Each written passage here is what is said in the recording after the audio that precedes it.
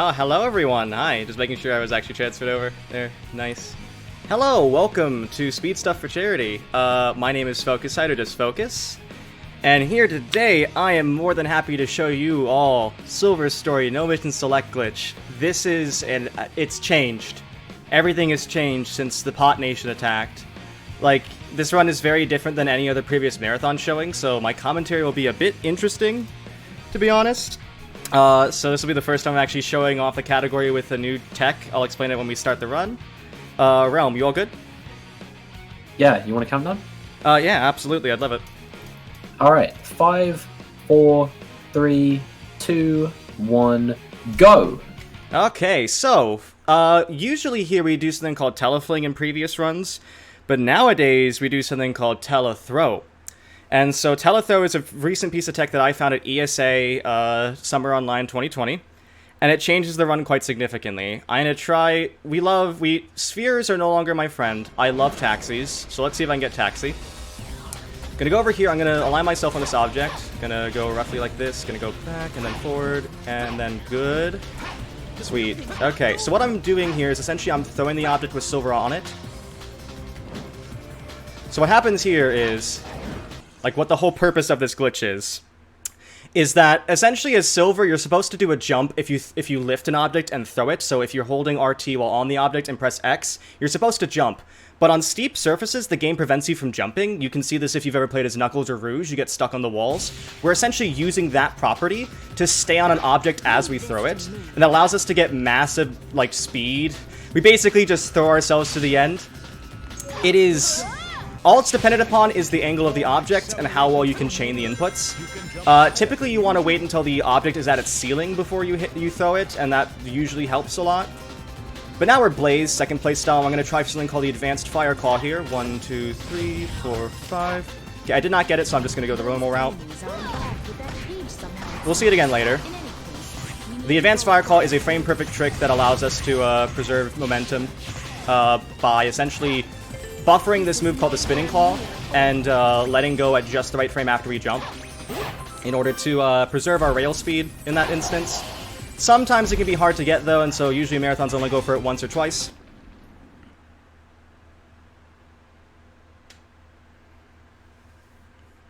But yeah, we usually before here, I do something called a buffered input here. I basically held X going into this section and let go on the load screen. This allows us to instantly do that input or that action when this game loads. So it's going to do a fire claw there as Blaze. It allows us to instantly interact with Silver. And once that occurs, I can set up for a telethrow on this object as well, and we can just throw ourselves to the end again. And that is Crisis City. Very different from if you've seen the run before. And we get Breakout. So Breakout is essentially what occurs when you... Breakout happens if you play as a character... I don't know how to explain this really well. Breakout occurs if if you swap characters and don't hit a checkpoint after the final swap. Essentially, that's all it takes to play on the results screen. And while it's not useful here, it is very useful in Shadow's story because it can lead to something called result skip, and I will show that in the glitch exhibition today.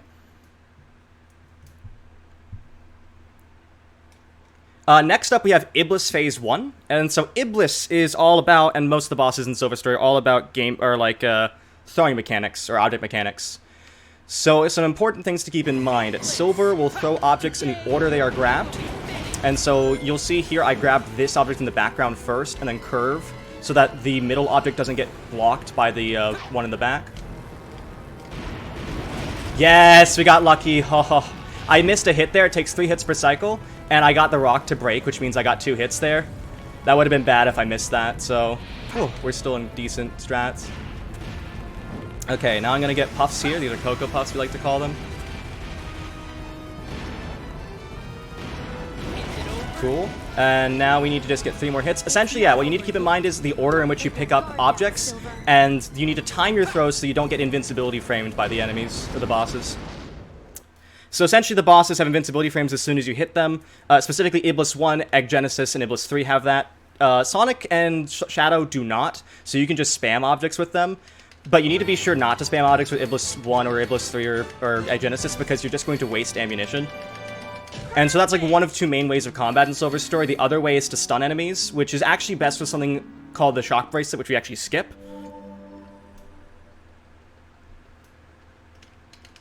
Now this would have been, generally, this section would have been a good time for donations before, but because we now actually use Telethrow, this isn't actually it. But you can see, Telethrow works with any object whatsoever. It is insane how well it works with any object, and you're going to see the variety of things we decide to just launch off of for no reason, you know, just send us to the end. There's this Tri-Rock here at the very start that actually has the perfect angle in the direction we're facing. There are a few other important mechanics about Telethrow, but I'll mention those in a bit or later. It's best shown in like Radical Train and stuff. So I'm going to align myself here with this, going to lift it up to ceiling and then throw. Do that twice. Resettle on the ground so that it doesn't like move around too much. Gonna move over here and try it again. Unfortunately, I didn't chain it properly. It had a little bit more to go until I hit the ceiling, so that's okay though. But you can see it's super fast compared to just walking. The previous strat here was just to walk. And so it really, really, really has changed the entirety of the run. This is like a 30-second time save if you get the rock all the way over here. And it's still a 20 or 15-second time save even without that. Now we have Tropical Jungle, which, again, we use Telethrow. The amount of times we use Telethrow now is insane. Like, this is not normal. This is all new. This is a 2-box setup, so this doesn't always work, but hopefully it'll work pretty well for us. A 2-box setup involves space. If there are, like, boxes in alignment like this, if we shuffle properly, if I go, like, left and then up, I can walk back, and I can set myself up for a Telethrow. Like so. All you need is the right steepness. It is insane how easy it is. And that is Tropical Jungle done in 23 seconds. That is an incredible Tropical Jungle right there. Perfect setup, perfect boxes, let's go. Yeah, so Telethrow is just insane, to be honest. This section before was, at a good time, 50 seconds. With the most insane, difficult strats before, this was, at the best, something like, I'm trying to think of the best time. It was something like 43 if you can get a tele-launch off a box, which is much more inconsistent. Now we have Wave Ocean Blaze. This is the point where I need everyone in chat to just pray for good luck. This is a hard stage. We did a pause buffer on the save screen here, or a frame buffered input on the save screen, which allowed me to break out of the automation here. And then I'm going to go for something called Loop Launch. This is a 360 exclusive glitch, in that the 360 has homing attack beacons at this point. So I'm going to aim myself here. Nice. Okay. I'm going to aim myself there, so a loop launch is a extend or a whiff off of a homing attack. A whiff off a homing attack basically is a perpetuated homing attack that lasts until you hit another bit of collision. So basically we're aiming ourselves from there to the end. Hopefully this is real. We need a real AFC here to continue on, and we got it. Very nice. So what do I mean by real and fake AFCs? So an AFC can be either, it's supposed to have a longer duration, but sometimes it can just mess you up. That's a really good time. So AFCs are essentially, the spinning claw has a longer duration if charged on the ground and released in the air, and there's a single frame where you essentially can preserve your ground speed and have the longer duration. You need both those things to hit if you want to get a good time in Wave Ocean Blaze. That's pretty good. This is actually really good. I actually got a gold in the last split. So, normally at this point in the run, we're supposed to go ahead and actually do something called Mission 8, which is protect the castle town from invaders from the forest or something like that. And it requires you to talk to Lord Regis. It requires you to do a bunch of different stuff. That doesn't matter at all. We can do an exploit with flat objects that allows us to clip through ceilings. It's also at this point in the run where in any percent we would actually do something known as Mission Select Glitch, which is essentially keeping the yes-no text box up from a mission while in the main game. And so that allows us to enter a mission while in another mission, and that basically like fail-saves us to the credits. This is what makes no MSG different from any percent. Essentially what we're doing is we're not warping to credits, we're playing through, well, as much of the game as we need to, Although we still skip a lot of stuff, as you can see right here. We're skipping mission 8 entirely because the mirror is still active. What is this lift exploit, essentially? If you have any flat object, and you have a flat ceiling, and you're able to lift the object above the ceiling, so where we push through, and that allows you to clip through. And, once we're here, you can see it's useful again. It just requires a flat object, so we're gonna let the pots here rotate a little bit. And I'm gonna try for a very difficult strat. This also uses telethrow, but it's very difficult, so I'm gonna try my best not to mess it up. I already messed up the execution there, that's fine though. So this, if done properly, this could save about a minute. I'm not getting good pots though. So the first thing you need is a good starting angle for this stuff. And that can be really difficult.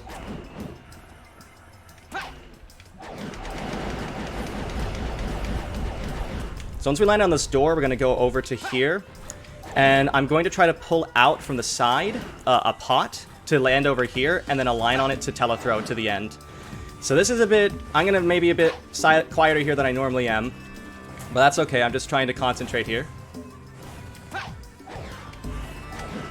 I want to get the cool trick.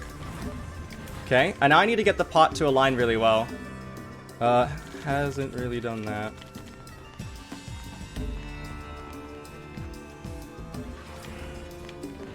As long as it stays on this side, no. So I'm basically trying to get the pot to on a certain angle and in a certain direction, which is kind of up to luck. Please stay.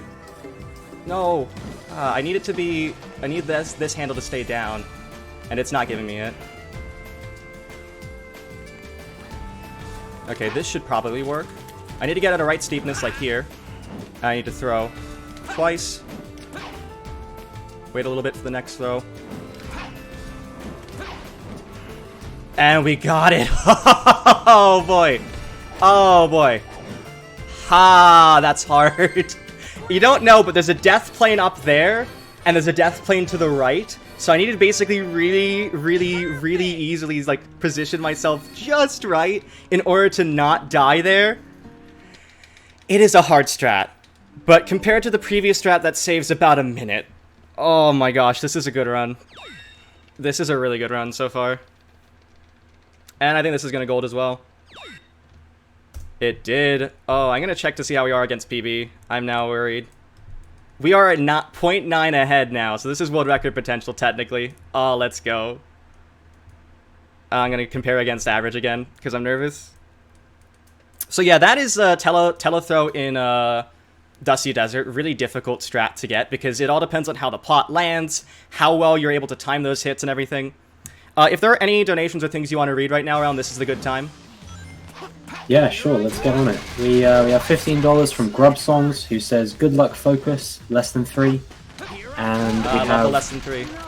We have $69.69 from Fruity Waffles, who simply says, nice. Nice. Unfortunately, this wasn't nice. I would also like to remind people just quickly that we do have an open incentive for the I Want to Be the Pendulum run. For the penalty area showcase. We're just $25 away from that, so if you do donate, that's currently our only open incentive, so make sure that you get your donations in for that. Wait, did we hit Project 06 silver? Yeah, we did at the end of Argix run. Oh, sweet. So that's gonna be interesting. You're gonna see how Project 06 really changed Silver's gameplay to make him fast normally and not glitchy fast. Oh, because this is glitchy fast.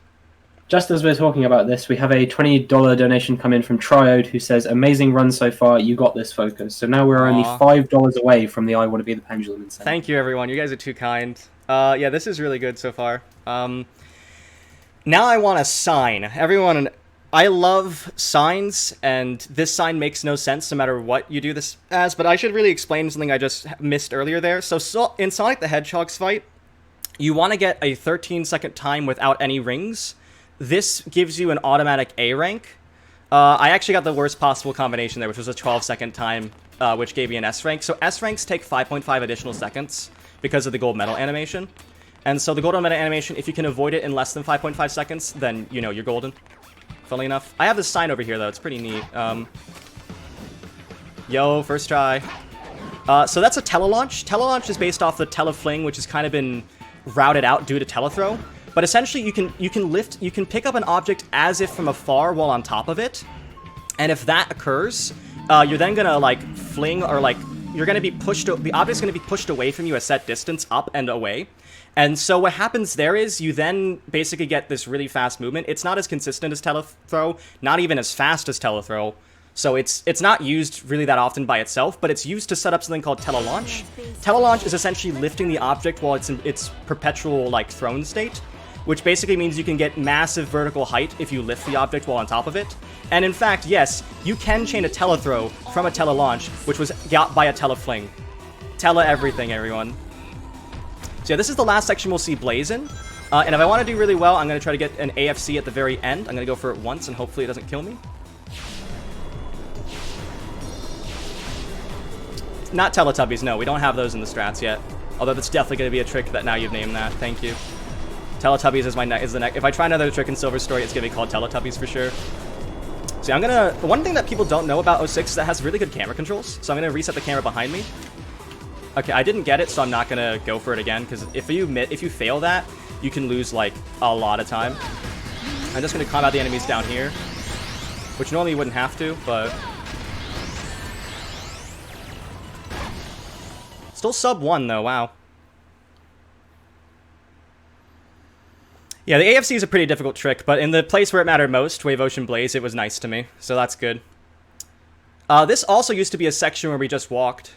But we don't walk anymore here. We telethrow. Again, any object, as long as you get the right angle, is perfect for telethrowing, so we can skip a lot of stuff here. If we were in the all gold medals category, and we had the, like, at ETD, this would be a much shorter stage. But, yeah, we just need to get in the right steepness. It doesn't even matter really what object it is. Unfortunately, I kind of messed up there, but that's fine.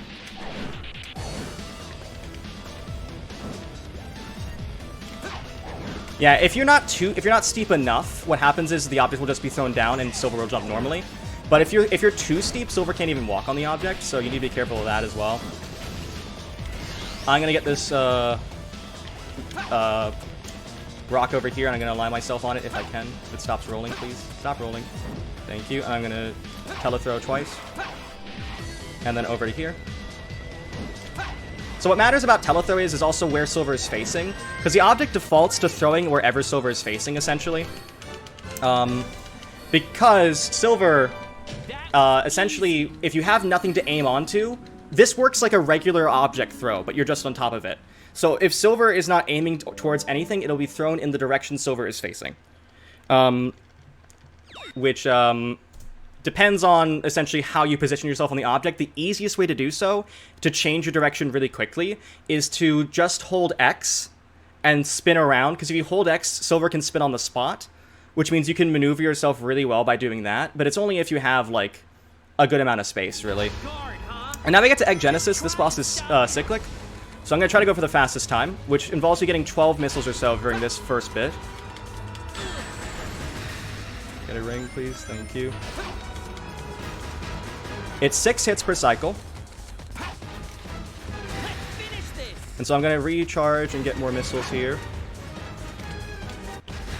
Oh, please.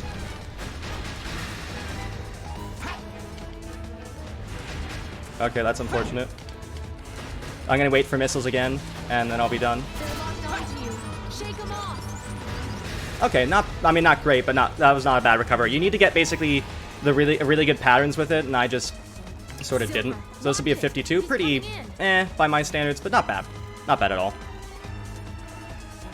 Yeah, if there are any more donations or things to read out, now's a good time. Yeah, well, I can confirm we have an $11 donation from Sunken Fool, who says, I'd make a witty comment, but I know it's no use.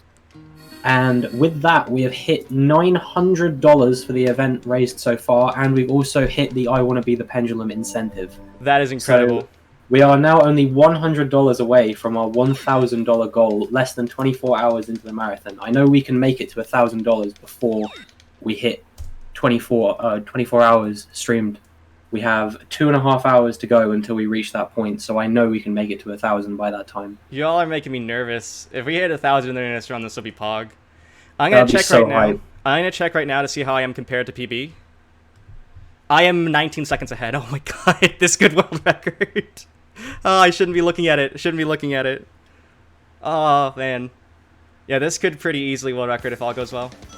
So now we're Amy. Fun times. Amy's really slow. And this is, again, because usually we'd have points to read donations earlier, like White Acropolis, but now there aren't, and this would have been a perfect time. But instead, since we've already mentioned a bunch of donations, I'll talk about some version differences between the games. So there are two main releases of 06, the PS3 and 360 release. The 360 seemed to be the main development version because it's just better. There are some interesting differences. On PS3, for instance, you can't install the game to your console. I have installed the game to my console, so all the loads are faster by about 5 to 10 seconds. So yes, these are the faster loads, everyone. On PS3, I'd lose about 10 more minutes compared to the 360, and also there are certain glitches that are just impossible to do on PS3 that are useful for the run, that can be done on 360. And this is oddly enough, but this stage in particular is one of the few stages where it's actually faster on PS3 because of the way that draw distance works. The draw distance forces on PS3 make some boxes explode early, and those 4 white robots we had to kill actually die earlier on PS3 than on 360, which means you save like 5 seconds, but that doesn't make up for all the time loss. Anyhow, now we have a Radical Train coming up soon, but we normally would have a mission called Mission 11 at this point. When we did the sign telelaunch, we skipped a normally required item called the Shock Bracelet, which is actually super useful casually. It's like a ground pound move that stuns enemies in a certain range. And that's super, super useful when you have everything there. But the issue is that same trick, or that same move prevents us from doing some really important tricks later, which are going to be shown off pretty much here. We get something called the Heart of Wind at this point, which is a teleport dash. Now, I didn't really mention this earlier, but the stun slot move in this game is broken. The stun slot move maintains momentum of whatever you have on the final frame of its animation. So, for instance, in order to extend my hovers, I press and hold X on the second frame after letting go of A to hover for longer, like this, and then I go forward further. That is really useful for... That's really useful for both gaining my bar in midair and going faster with my hovers, but you can also do it on the 9th frame of the teleport dash, and that will lead to this, known as the extended teleport dash, and it's super useful because it allows you to get a lot of speed really quickly and instantaneously. We can now go around like this to skip Mission 11 and enter Radical Train early. And I'm just carefully tapping to preserve my gauge. The action gauge basically bounds almost everything in this run. So you need to be careful, even when you're like telethrowing, you need to be careful, oh, do I have enough gauge? Because you cannot lift something if you only have like 20% of it left. And yeah, while the ETD is a frame-perfect trick, it's still really useful to know, and it's the same input every time, so it's pretty easy to get used to. But now we have Shovel. You thought it was at the end of everything, guys. You thought I could stop using whatever objects I wanted. No. Shovel time.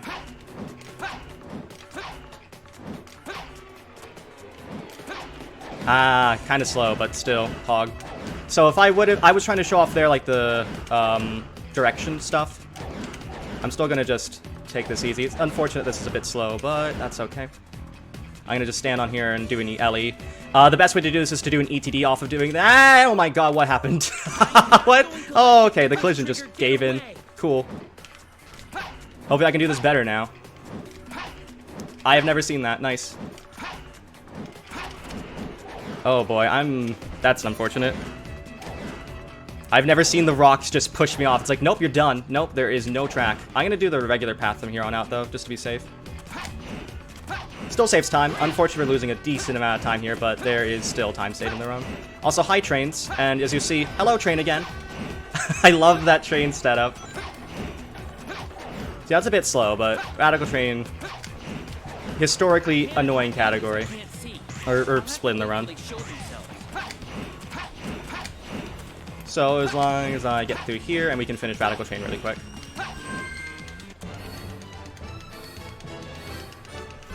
Will Silva get pushed off the screen?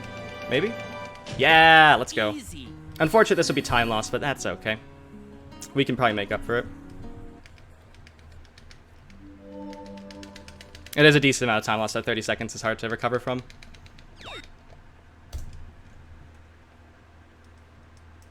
It is very hard to crash this game, though. Gordon is right. This game doesn't crash very often.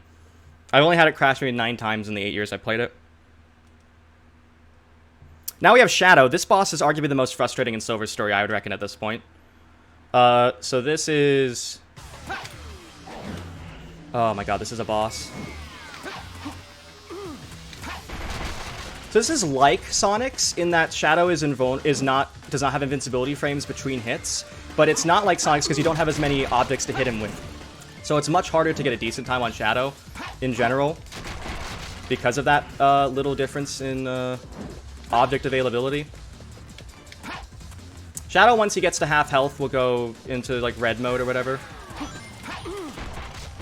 And at that point, oh boy.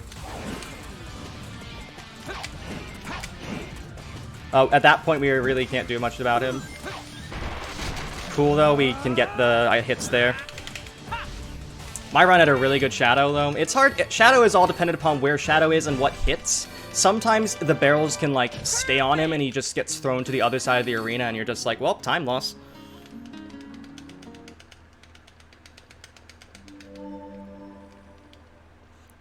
And next is Aquatic Base. Really cool stage, Aquatic Base. Aquatic Base is one of the few stages that actually doesn't use telethrow in any form because the strats we use are just fast enough as is. And there aren't many objects present to actually make that easier. So yeah, follow Iblis. Let's go, Iblis. Aquatic Base, normally here you'd swap between Shadow and Silver, and it's like a 4-minute stage for the first section anyhow. It's not going to be 4 minutes for us, though, because what we can do here is we can turn around, and we can clip through here, and we can go all the way over to here, and this is the final room of the area. Clip black in through here, if I can get it. I'm going to get some rings just in case I get hit. Explode the boxes. And finish the section in 14 seconds. Pretty cool. I'm now comparing against personal best because it's so close, guys.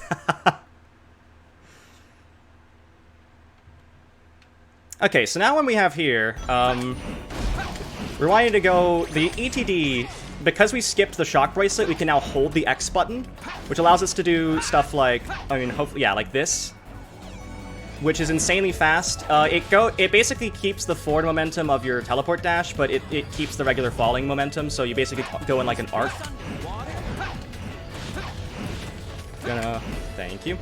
Gonna ride this silver science ball over to the end here and go for something called Hope and Clip.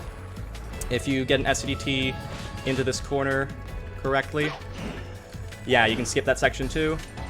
And now here's some cool strats that I figured out before we had telethrow. So you're gonna notice that there are these birds. They suck.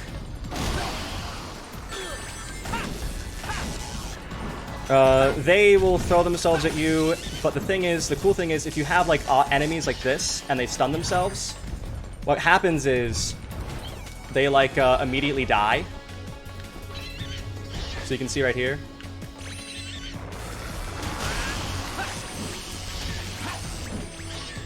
They immediately die if you actually have the enemies touch them, so we basically use the Iblis Worms as almost like giant sticks, effectively, to just wipe them out of existence, which is really neat. It makes them much quicker and more consistent to do, because if they're high up, because their heights can change, everything about them can change, and so that's really annoying. And so you want to avoid that as much as possible, and so that actually makes it much more consistent.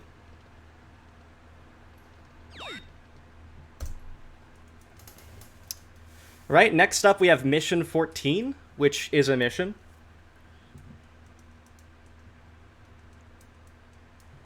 Y'all are dirty in chat, thanks. I use the Iblis Worms as sticks. Sticks. S-T-I-C-K-S. Thank you. So now we're going to stop Dr. Eggman's plans. And we're going to do that by talking to a captain, and then this mission's really interesting, as you'll see. This mission is quite something. Yeah, Mission 14 has also changed a little bit since the last time I've done a major marathon. Oh, we scared Anna early. Nice. Didn't mean to. So notice how the mission says protect Anna. She knows the secret. I think we're going to ignore that protect part of Anna, because what we actually do for the speedrun in this is we don't protect Anna at all. We literally just... Okay, you'll see. first things first, I want to make sure Anna does not get... The worst enemy in this stage is a bench. Like an actual park bench. So we're going to try to avoid her getting stuck on a park bench here, if I can. Cool, she did not get stuck on the park bench. And then we're going to wait over here. We're going to let the enemies spawn in to scare her. Right at the right point, because if she's scared and the enemies are behind her, she's going to run. So right about here. And we're going to do this again. We're going to wait until about 27 seconds, and we're going to scare her again. This should save time for like about a second or two. We're going to wait for 27 seconds. I'm going to go over here, and then I'm going to wait to load these in, and then I'm going to spawn the enemy in. So she walks. Sweet. Cool. And now we can stay at the beginning of the stage. As soon as Anna makes it to the end of the stage, we're done. So we can just chill out here. How you doing, Realm?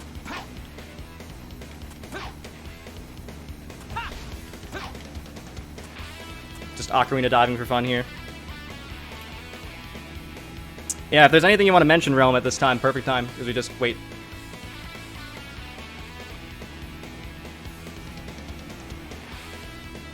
Yellow.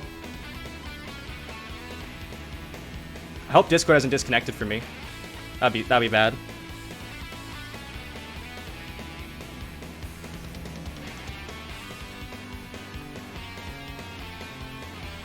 I'm not pressing X, by the way, I should mention. Silver's just doing it on his own. Nice. I cannot, at the moment. It might be something on my end. Let me rejoin the call. This happens occasionally. Great. Test? Hello? Now I can hear you. Okay, yeah, Discord is Discord. Discord is lovely to program. Sorry for that, Realm. No, that's absolutely fine. I was going to announce we have a couple more incentives now which have opened up. Sweet. Including an incentive for the Super Monkey Ball block. We need $150 for Helix to do an advanced run. And get that working. Advanced is the best category, SMB1.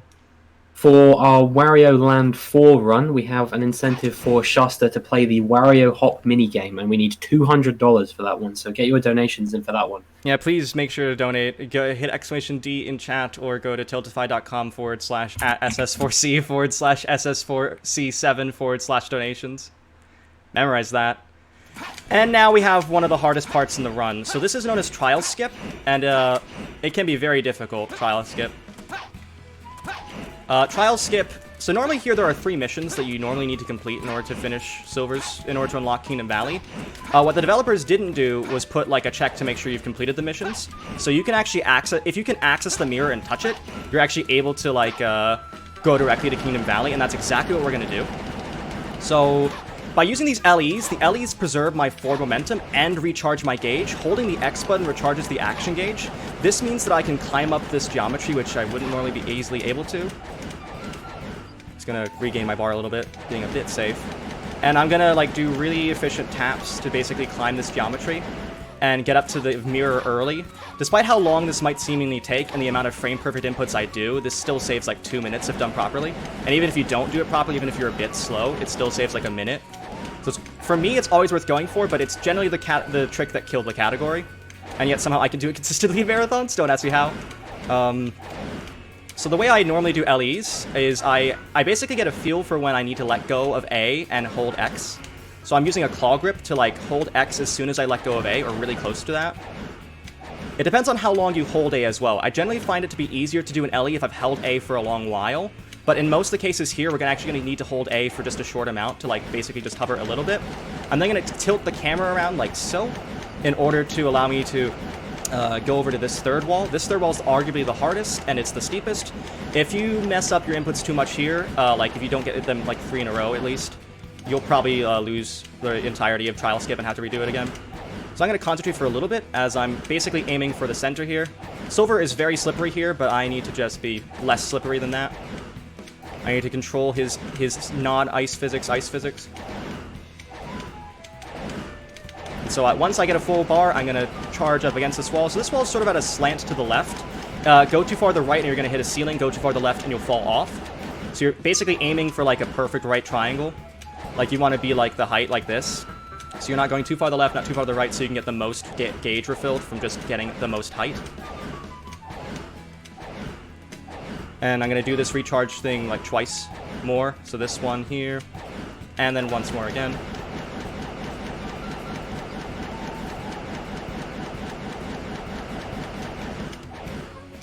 And so once I'm up here, I need a full bar again, and then we're going to be able to finish Trial Skip at that point, pretty much by going to a nice little pillar, which has a very, actually, relatively easy surface. It's just that you can't get to it from anywhere further below. So I'm going to push up this wall for a little while. Once I get to a good enough height, I'm going to go over here.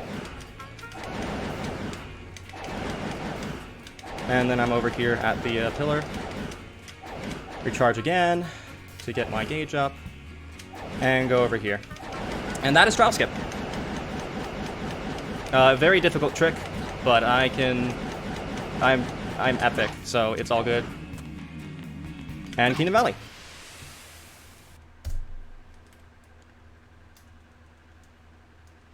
So now we at the start of Kingdom Valley, we're going to use a telelaunch at the beginning. Telelaunch is the same thing we did on the sign to get massive vertical speed and height. And then we're going to SCDT, the super extended teleport dash, over to the load trigger of this area. Best I've gotten with usual, like, going through the stage normally in this stage is like a minute, like, 44. If I do this properly. Yo, nice! Sick. Load zone is here. 12 seconds. Wow. Yeah, this is still world record pace, by the way, because I didn't do this too well on my world record this stage. There is a theoretical skip here with a box known as Sonic Skip. You could technically finish the stage as Silver if you wanted to. But it's really difficult, so I don't go for it. We're actually going to see Sonic in this run, which is pretty neat.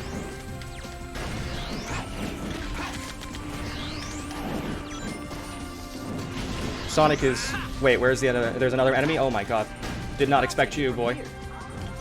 So now I have the white gem active. The white gem is usually useless, but we actually found a use for it. There's no castle skip like in Sonic Story here. Castle skip is there's an eagle up there, and you can do like a bunch of really difficult, like tight windows to try to get onto the eagle and then like hit these jump panels over here early. Not possible in Silver Story. So yeah, once we go through here though, the white gem is super useful because it can essentially conveniently buffer something known as a serve clip, like that. Then as Sonic, I'm gonna be a bit careful here. Yeah, Sonic, we can use the Sky Gem over here to like launch over to Silver section as Sonic, and we can finish Silver section as Sonic by just doing that. And now I'm using the purple gem. The reason even though the gauge is supposed to drain, there's actually just like a single like typo in the code that prevents it from draining. It's supposed to drain. Every single bit of like documentation in the game is supposed to indicate this is supposed to drain, you know, but it just doesn't. So we can just use these gems infinitely, and that allows us to skip all the way to this section. Technically, if you use a telethrow as Silver, it can be faster, but the combat as Sonic is much easier and much quicker in general, so it's just easier for the moment while we don't have a Sonic skip yet to just do this. And then I'm using a white gem to do combat here, actually, to spam a homing attack earlier. Sorry, a homing smash. Gordon will kill me if I don't say the right words. Homing smash, totally not a homing attack. Totally not a homing attack, you know? That was incredible! And we're saving like 30 seconds off my world record here. So if I just get a good flame core, guys, we actually have world record in this run. So let's hope for a good flame core. I'm just not gonna try to worry too much about it. And this is gonna gold as well. Epic. Yep. Oh, I just need a good flame core, everyone. So let's go. There is a setup here for telethrow with a box. I hope I get it pretty quick, because I need to get it pretty quick in order to get a good time here. So let's see what we can do.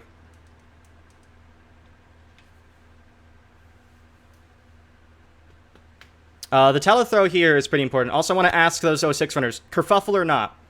I would say no kerfuffle, because it probably is more consistent. But, I don't know. I guess it depends on how well I do here. So yeah, we want to go over to this box in this ring capsule. This ring capsule we can collect, and now it becomes a bump on the floor, which is pretty epic. We're going to let the box respawn. Cool. I'm going to let the box respawn, and then I'm going to hold it forward, and then I'm going to hold it before it falls again. So I can get it over, like, onto the box, the top, like, here. And I'm going to adjust back until I can stand on this bit. Can't do so yet, so I'm going to adjust back further.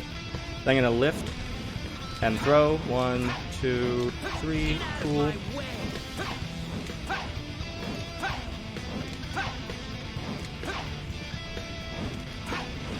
So I did not get the SCDT there, but that's fine. We can just LE over back in bounds and finish the stage from here. That saves a lot of time, actually, because I think the best time you would have gotten here before was, well, around this with normal strats, but not anymore. Gonna let my bar regain a bit and try for an LE, an SCTD. That door over there is unclippable, like you just can't clip into it no matter what.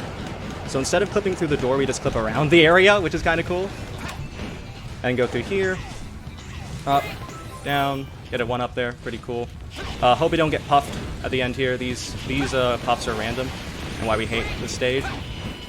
I can go through here.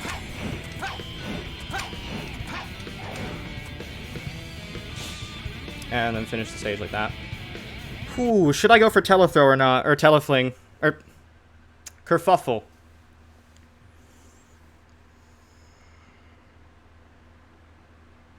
Because this was a bit slow at first section.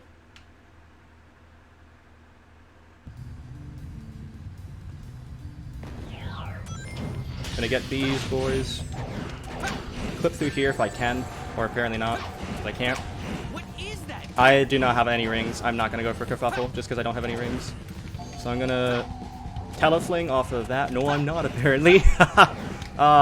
Flamecore is sometimes like one of the meaner stages, and it is being mean. It is being mean. So I guess I'm gonna go for tele launch now because I messed up royally. That was my fault. What is that? So let's just hope I get this. This would save a lot of time if I get it. This game is not letting me do anything now. It's realized that this is world record pace and it's like, nope. It's like, nope. I will try for it. I have to now. Flamecore is a bad stage, because the second section really doesn't have any exploits that we can use, and so you have the really poor original things still. So I'm gonna stun this enemy, throw it, get the box over here, throw that, so that stays. And then I'm just gonna stand here.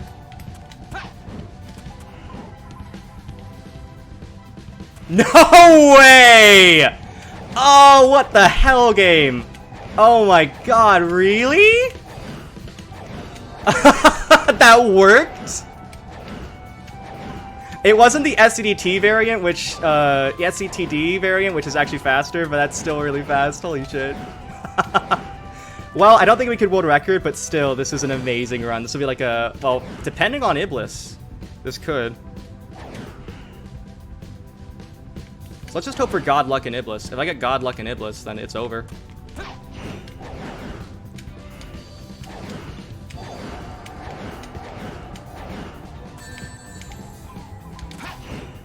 I'm gonna pause buffer a slide here to clip through that wall, and then go through to here, finishing the stage.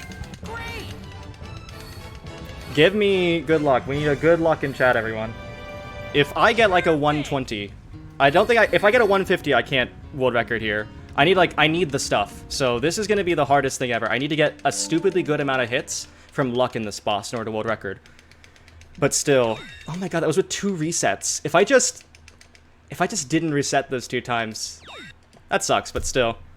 We need the stuff, as it's called. One of the most hardest things to get, because it's all dependent upon the luck that we get as in Iblis 3.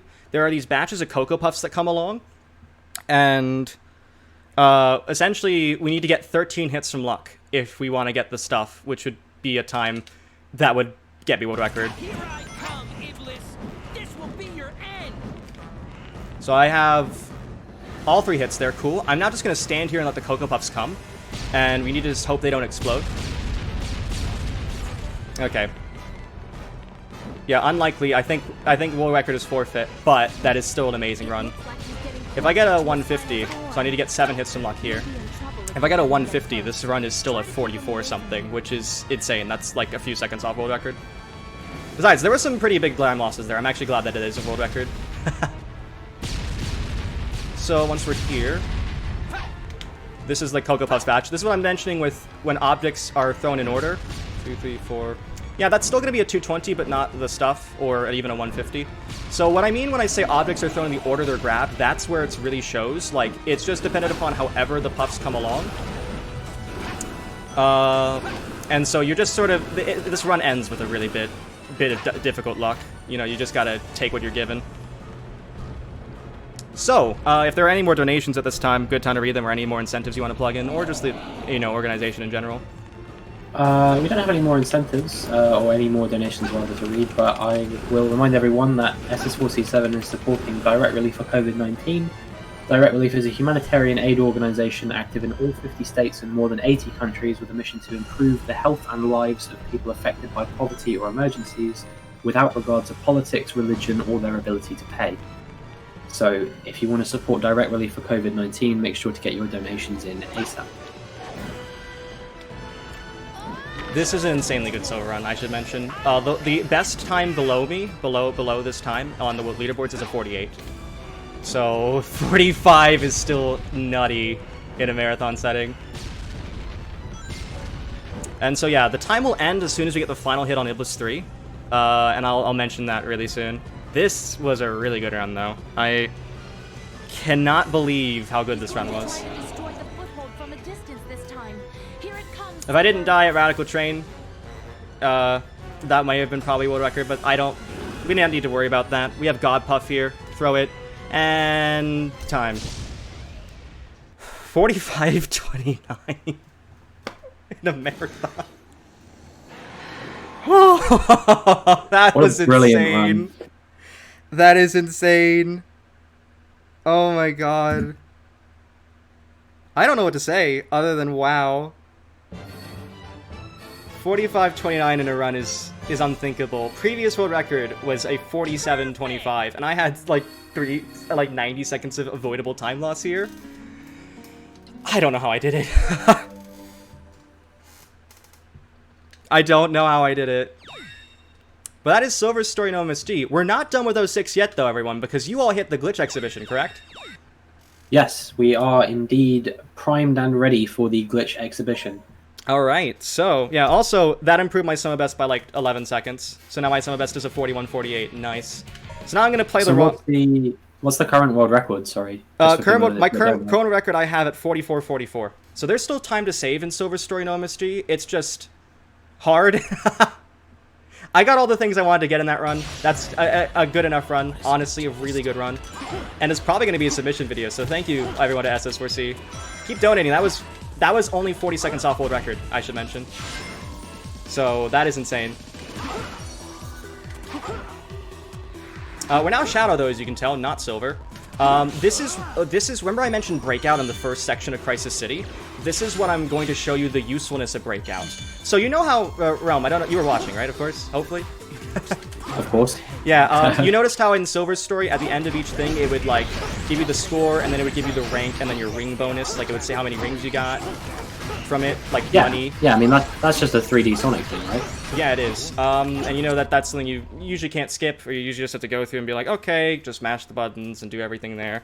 So yeah, you have to sit there awkwardly for like 20 seconds. While it's like 10 seconds. Level. Yeah. So in Shadow's story, there are some useful bits of like things to show there, because in Shadow's story, they have some perfect setups here. So Breakout occurs if you swap as a character and then like don't hit a checkpoint after. So we start here as Rouge and we can just clip through that wall. Walls don't matter in this game. And we can just fly over to here. So remember, notice that the game first starts you off as Rouge, which means that forces a character swap here. I'm then going to avoid the checkpoint. And now when the checkpoint is avoided like that, essentially the game doesn't know what to do. The game, like, still has you set to being Rouge on respawn. And so the game's like, okay, cool, that's the character that probably should, like... Or that's the theory, there's no actual definite proof in the code yet why this works. But essentially, something happens in the game, a function's, like, wronged that isn't corrected if you don't hit the checkpoint. So over here, we're gonna finish this section as Shadow. I'm gonna need to go back and just shoot at this thing. Hopefully I can shoot at it. Cool. Notice how I haven't hit a checkpoint, so I'm gonna get Breakout here. And then I'm gonna hit this text box. And as soon as the text box finishes, the result screen ends. It saves like 8 seconds RTA, and it's consistent now.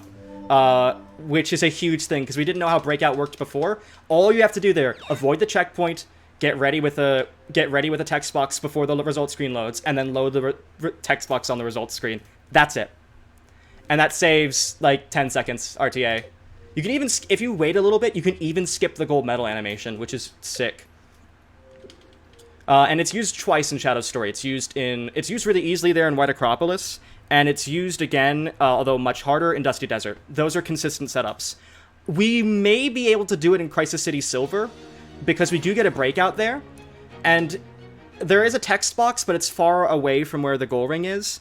But there's a theory that I still need to test right now, which is, effectively, I'm going to do a different trick, though. Effectively, as Silver, you can still have your partner character, Blaze, finish the level, and it still will give you breakout. So the idea skip in Crisis City Silver, and this is going to sound insane, is to keep that rock, like, keep it, stay with it until the end, and then set it up to telethrow, and have Blaze hit the goal ring, so that you launch into, or telethrow into a text box, that then skips the results for you. There's been no consistent setup for it yet. I haven't even shown that it's possible, so I need to test it, but it's technically a theory that we might be able to do, which is sick. Now here is Shadow, though. Shadow is sort of one of the underrated stories. Sonic is very much the most ran, and rightfully so. Sonic is an epic story to watch. Silver and Shadow tend to be more underran because they require you to have save files with the stories completed at 0%, whereas Sonic, you can start from a fresh save file without having to save. That was confusing.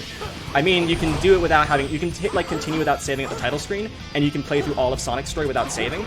You can't do that with Shadow or Silver. Like, you can even remove your hard drive or your flash drive, and it would still bring up a prompt that says, oh, I can't... There's nothing detected here. Would you like to select something? So you can't even save down that way. So that's why Sonic and Shadow and Silver tend to be more underran. But thanks to the next runner, Gordon, actually. Gordon has gone ham in Shadow Story, and a lot of cool findings have been found in Shadow Story because of him, so shoutouts to Gordon, the next runner.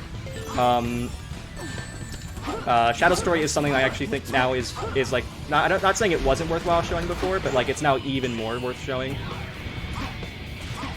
Because of all the stuff that Gordon has found.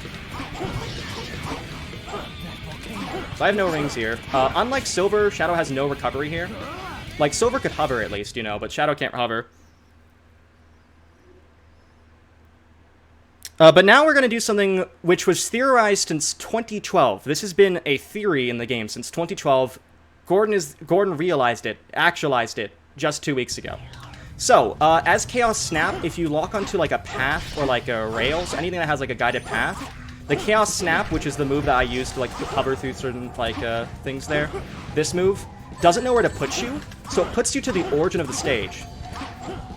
So I can launch like this, hit the checkpoint, and respawn later in the stage, saving 10 seconds. What we did there, just to clarify, what we did there was we charged up a Chaos Snap, and then we hit a rail, and the rail is a pathway, so it doesn't know exactly where you are or where to put you, so it sends you to the origin of the stage. The origin of the stage is actually further into the stage than where you start, so you then can load the checkpoint in, and then hit a death plane.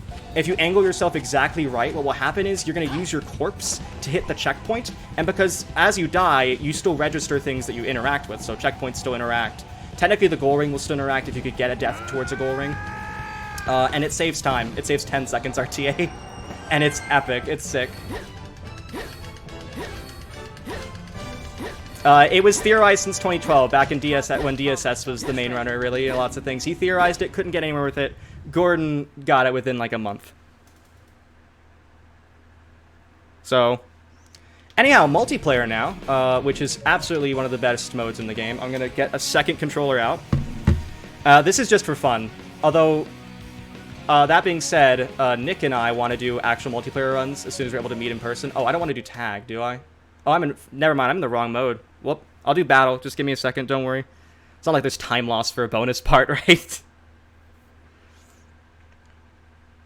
But yeah, as I'm here, shoutouts to the 06 community. You guys are awesome, and we're finding... All the stuff I showed in Silver and Shadow right there was found within the past month, I think? Has Telethrow only been known for a month? Yeah, it's only been known for a month. And I'm able to get 45s now in marathons. It's insane. I'm going to want to actually go into battle.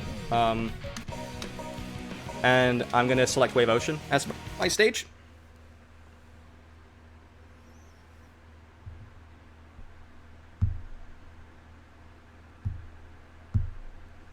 And Wave Ocean is a good stage to show off a bunch of the stuff that's broken in this mode.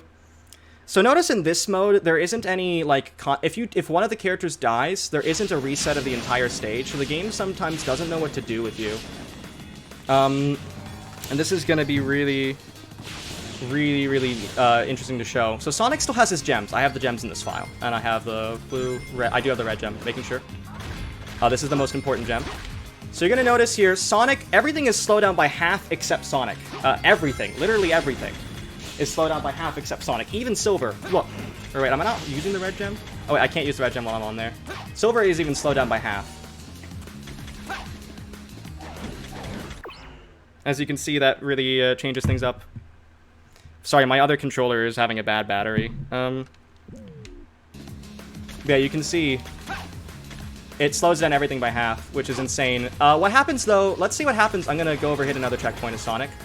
What happens, though, if you die while holding the red gem? Does anyone want to predict what happens? So I have the checkpoint here, and I'm going to die holding the red gem.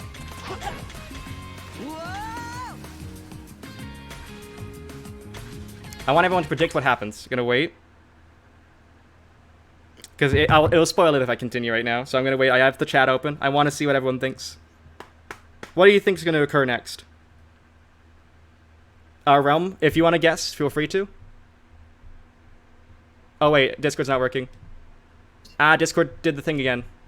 We do it again? Oh. Yeah. So what do you think will happen? I said in chat, I think the game will get confused. Sonic's at double speed all the time. Which makes him so fast that he actually can just homing attack through things to clip through. Let me see if I can get it somewhere. There's a really good point that you can do it. Everything is double speed now, though. Like, watch.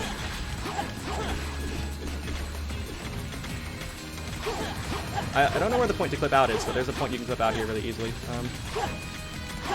Yeah, the game just... Everything is at double speed now because the way it corrects Sonic being double speed is just to make everything else, like, make Sonic double speed. Like, it just multiplies an integer by 2, you know? And then it's just like, yep, that's normal, right?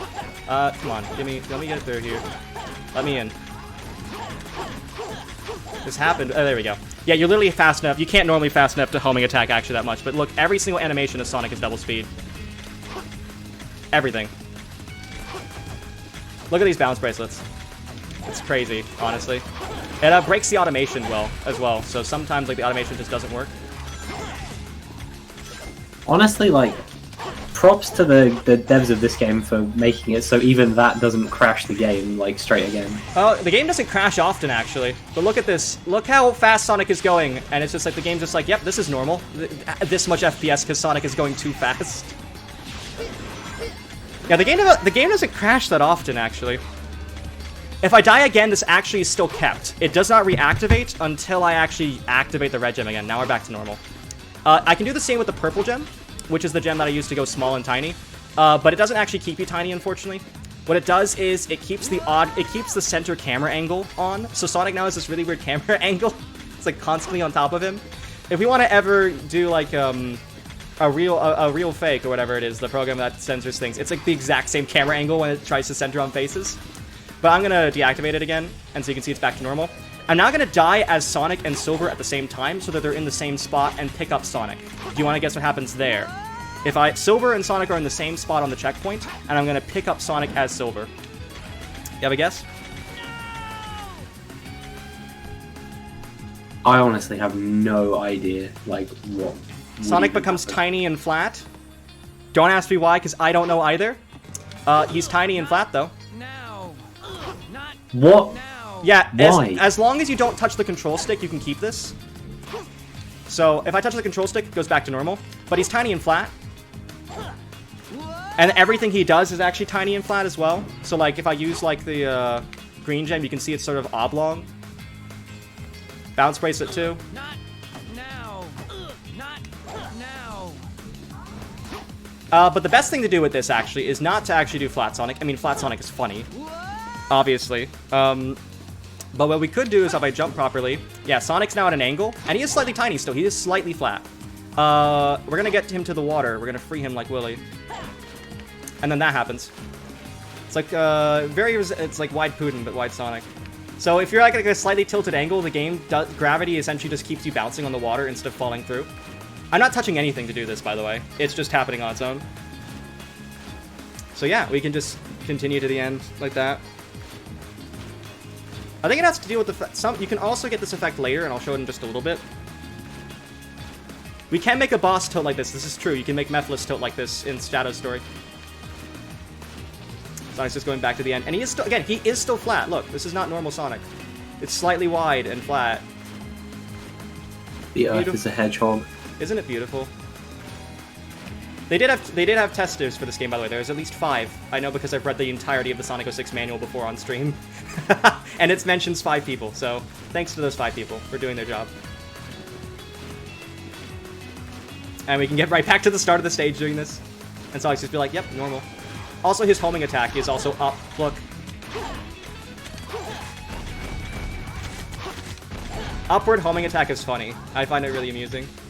Yeah, we can end this by just tapping the control stick again. Or we can slowly sink, I guess. Anyways, now the last thing I want to show off in this, really, since I think we're closing it on time, is I want to show off the speedrun strat that we would do here. I'm also going to show off a funny again, but when have I not shown off the funny? Gonna go over here and just jump back over here. You can actually throw Sonic as Silver, and this is possible in both tag and battle mode. So I'm going to align myself right about here. I'm going to let Sonic jump and use the purple gem. And then I'm going to throw Sonic. Also, if you purple gem again, you get point perspective, point of view, Silver is about to throw you, which I find kind of funny. And then if I just let go, Sonic is then going to bounce on the water all the way to the goal, if we don't hit a death flame. That is a perfect shot. Oh my god, I might make it. I might make it directly onto the goal. Let's go. Please. Please. Oh my god, that is almost a perfect shot. I think it's going to be too high by the time it hits, though. Okay, yeah, you can see we're launched almost directly to the end goal, which is right here.